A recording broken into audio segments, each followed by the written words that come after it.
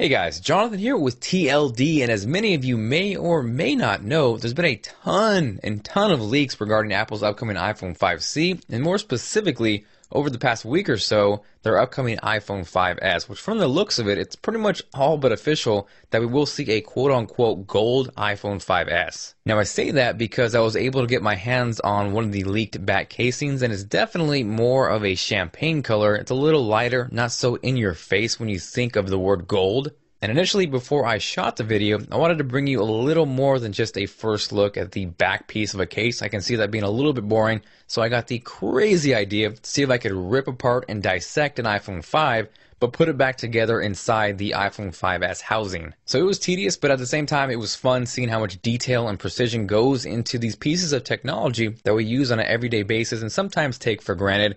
Everything was looking good. I got it down pretty much to the bare bones, and then I ran into some roadblocks. The biggest roadblock, which really kind of stopped me from moving forward, was the fact that if you look at them side by side, the iPhone 5 on the left, the iPhone 5S on the right, is that the actual slots where you would screw in and secure the launch board, they're in a completely different spot, and not only that, they're actually moved over to the right.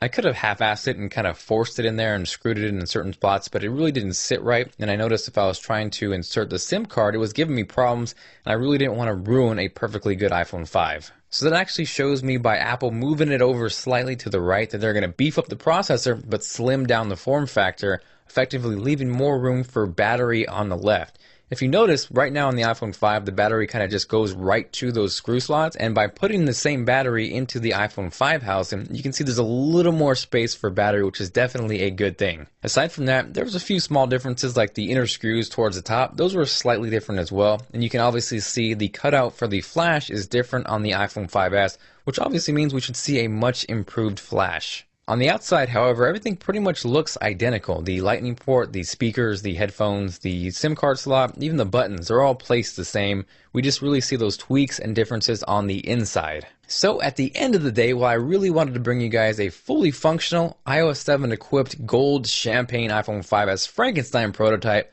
like I said, I did not want to destroy a perfectly good iPhone 5, but hopefully you appreciate the effort, the insight, and if you did and you are feeling like being awesome, make sure to hit that like button and let me know what you guys think of the quote-unquote gold or actually champagne iPhone 5S. From actually looking at it, it actually looks a lot nicer than I thought it would be, and I actually may consider picking one up for the iPhone 5S launch. Aside from that, thank you guys very much for watching. If you are not subscribed, go ahead and click right here to do so you do not miss out on any future iPhone 5S, 5C, or just tech coverage in general. Got my custom Moto X in the house. The Note 3 is coming out soon. It is